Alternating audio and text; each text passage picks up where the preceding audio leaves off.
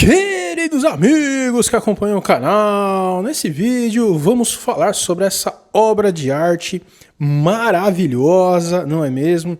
Que é exatamente a queda dos anjos, e vamos ler um trecho no final, né, diretamente da Bíblia sobre essa questão.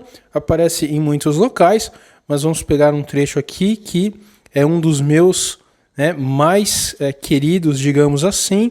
Então esse vídeo estará muito completo, pessoal. Nem vamos fazer propaganda aí, só vamos deixar para o final, porque realmente esse vídeo está muito legal. Então esse quadro, gente, é do Luca Giordano, The Fall of Rebel Angels, ou seja, a queda dos anjos rebeldes, e foi aí de 1660, e finalizado em 1666. Sempre tem que ter, gente, um número aí por trás, não tem jeito. E está ali no Museu de História Natural de Viena, na Áustria. Tá certo, gente? E eu, me deparei com esse quadro aí há mais ou menos uns 10 anos atrás, e realmente quando eu ouvi, me causou um grande impacto, Inclusive, no local que ele está ali no museu, parece também, que foi feito para o quadro de tão maravilhoso, Então, você tem uma parte iluminada e uma escura mesmo. Com certeza eles fizeram isso aí, para melhorar a sua experiência. Então vamos dar uma olhada, gente. Vejam aí o anjo, nessa parte que vamos ler aqui da Bíblia, não fala diretamente qual era, o anjo que estava expulsando os demais, mas certamente é o anjo Miguel, que aparece em outros momentos.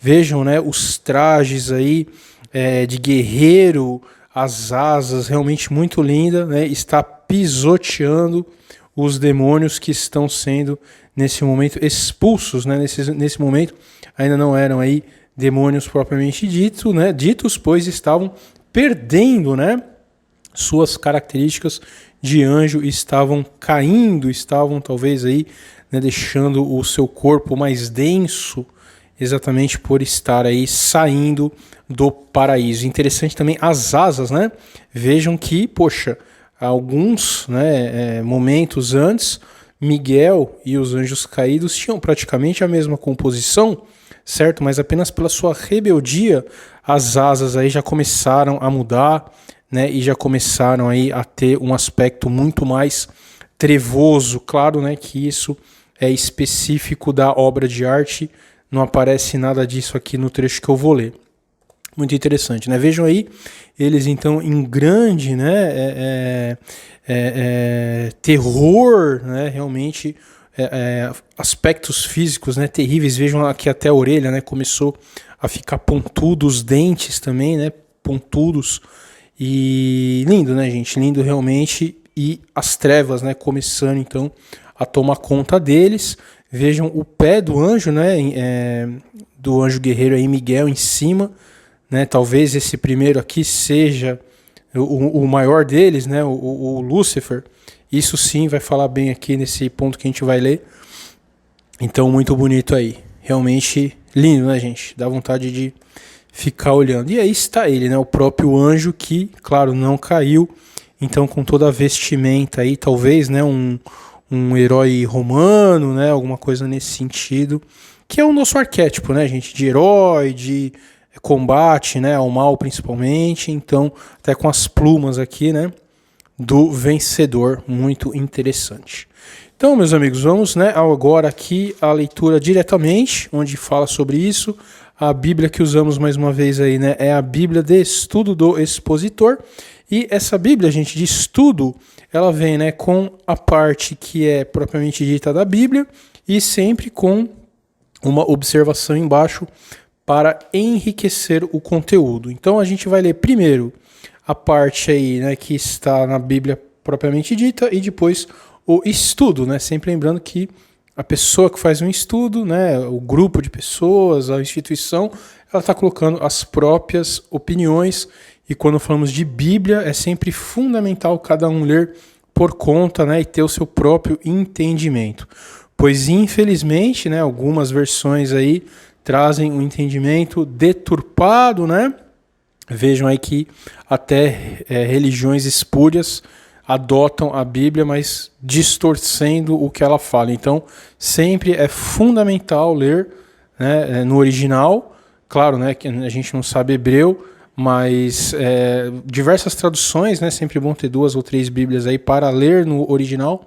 Tentar tirar o melhor possível da tradução em português e em inglês também, para quem sabe, né? E aí, só depois disso, partir então para esses estudos. Então, pessoal, o ponto que eu vou ler aqui é exatamente Ezequiel 28:11, certo? Que diz o quê? A lamentação para o rei angélico de Tiro, Satanás, gente, olha só, ele próprio, né?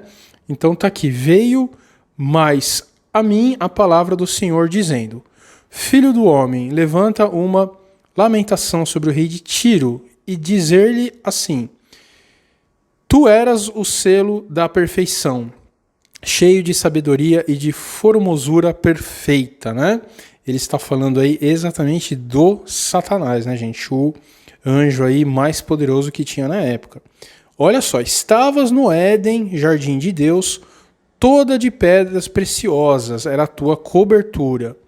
A sardônia, topázio, diamante, berilo, ônix, jaspe, safira, esmeralda, carbúnculo e ouro. Imaginem a beleza que era isso, pessoal.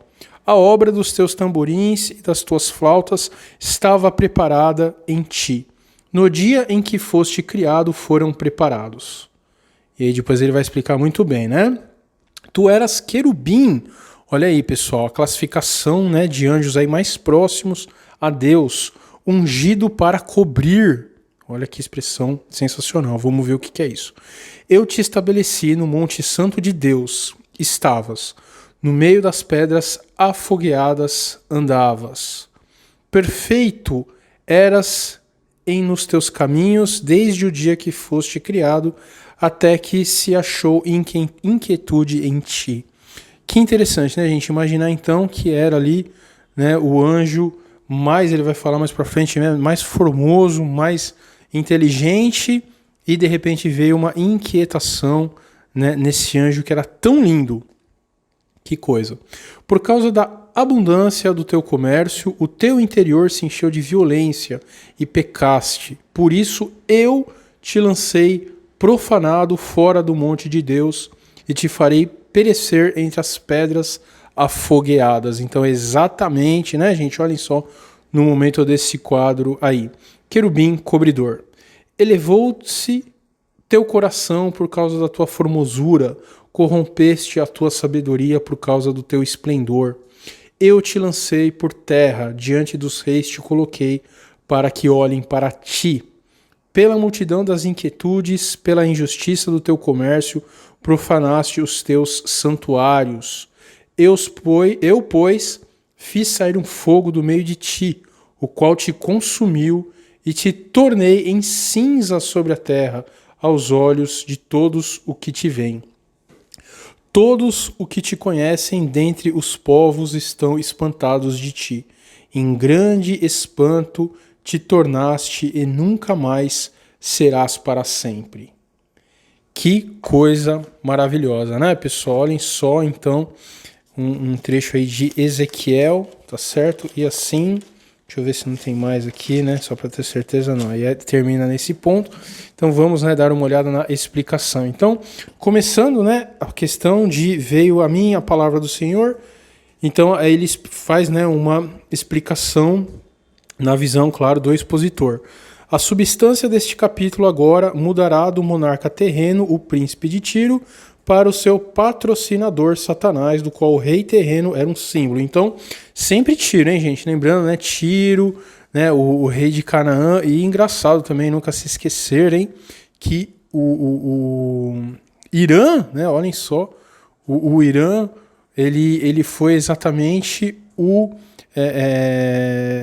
mestre, né, que levou a madeira, né, os materiais para Salomão construir o próprio templo, né, que é exatamente a figura ali cultuada pela maçonaria, gente. Olha que interessante, veio exatamente de Tiro, né, que eram os fenícios que eram ligados então aos cananeus e pecaram tanto, né, a ponto aí até de acabarem sumindo, né, mas quem sabe a história sabe que na verdade eles não sumiram coisa nenhuma.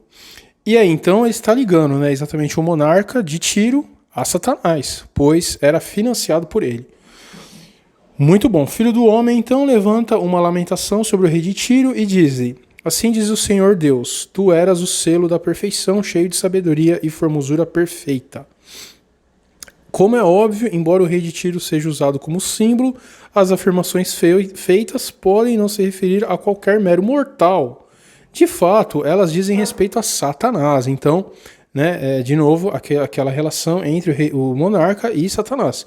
A frase, tu eras o selo da perfeição, significa que Lúcifer, quando foi criado originalmente por Deus, era a perfeição da sabedoria e formosura, gente. Olha que coisa louca, né? De fato, a frase sugere que Lúcifer era o mais sábio e mais formoso anjo criado por Deus e serviu ao Senhor em santidade e justiça durante certo período de tempo. De formosura perfeita significa que ele era o mais formoso da criação angélica de Deus. O Espírito Santo até mesmo rotulou a sua formosura como perfeita. Imagina então, gente, né, Deus falando, né, para esse rei, né, como se fosse o símbolo. Então, tu eras o selo da perfeição, cheio de sabedoria e de formosura perfeita. Inacreditável, pessoal. Inacreditável. E aí essa parte aqui que é a mais pesada, né? Estavas no Éden, jardim de Deus, toda de pedras preciosas, né? E aí fala todas aquelas pedras. Aí a explicação do expositor é a seguinte: estavas no Éden, no jardim de Deus.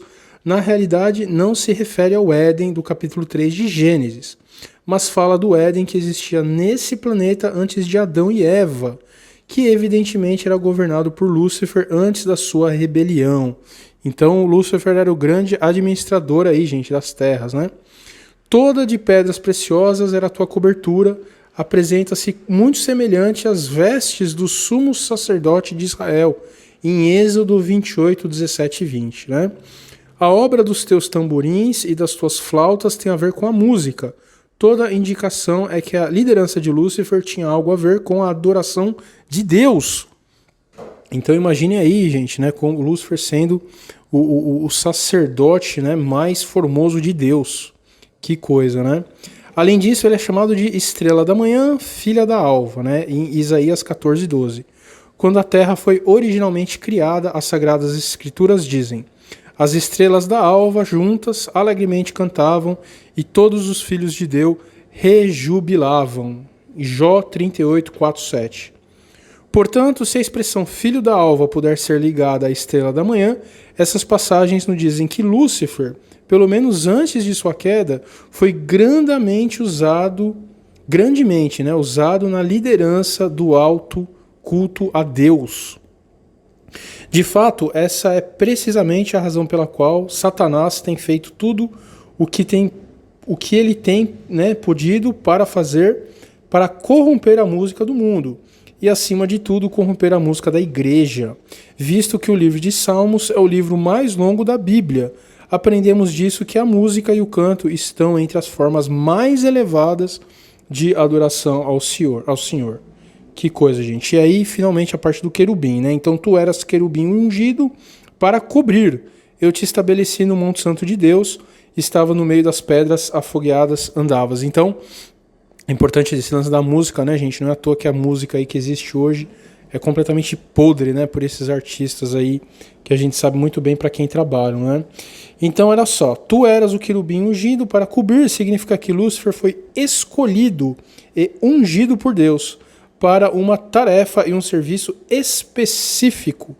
Tratava provavelmente da adoração ao qual acabamos de aludir. Então imagina, gente, o trabalho de Lúcifer era adorar a Deus, né? Olha só, e ele foi ungido para isso. No Monte Santo de Deus estavas, fala do seu lugar e posição com relação ao trono, que também aparece em Apocalipse 4, versículos 2 a 11, né? No meio das pedras afogueadas andavas, fala da sua proximidade com o trono. Além disso, a palavra andavas parece indicar que não era qualquer anjo que tinha essa liberdade de ação. Que coisa, gente, né? E aí está. Perfeitos eras em teus caminhos desde o dia que foste criado, até que se achou iniquidade em ti. O orgulho foi a forma da sua iniquidade. A rebelião de Lúcifer contra Deus causou a catástrofe que ocorreu entre o primeiro e o segundo versículos do capítulo 1 de Gênesis. Por causa da abundância do teu comércio, teu interior se encheu de violência e pecaste. Por isso eu te lançarei profano fora do monte de Deus e te farei parecer entre as pedras afogueadas, né? Ó querubim cobridor. Violência foi a marca do domínio e reino de Satanás no mundo das trevas. De novo em Jó 10:10, né, gente? Lúcifer sendo lançado do monte de Deus refere-se a ele perdendo seu lugar e posição que havia ocupado com Deus desde sua criação. Isso porque ele pecou, que fala do orgulho que o fez enaltecer-se contra Deus. Muito lindo, né? Então, elevou-se o teu coração por causa da tua alta formosura, nos diz o motivo da sua queda. Como já dito, foi orgulho. Ele tirou o seu olhar de Cristo, observando sua própria formosura, que aos seus olhos tornava-se cada vez mais gloriosa. Num certo ponto do tempo, o seu coração se desviou de Cristo para si mesmo. Tanto quanto sabemos, essa foi a origem do mal em toda a criação de Deus. Corrompeste a tua sabedoria por causa de teu resplendor. Não se refere à perda da sabedoria, mas em vez disso, diz que a sua sabedoria se corrompeu, e daí o desígnio traiçoeiro praticado sobre a família humana.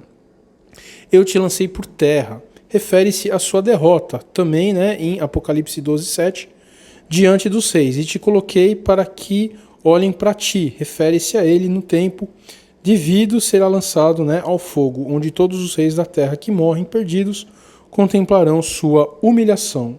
Isso a gente vê também em Mateus 25, capítulo 41. E para finalizar, quando Satanás finalmente for lançado no fogo, né, no Apocalipse 20 a gente tem isso, todos os bilhões que ele enganou, os quais também estarão no inferno com ele, o odiarão com uma paixão que as palavras não conseguem expressar adequadamente, e com um ódio que durará para sempre.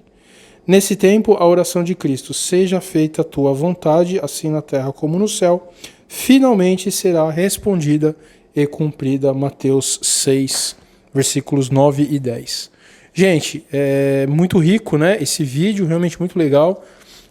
Vocês viram que tem muitas passagens aqui, né? Que dá pra gente explorar também, de uma forma legal.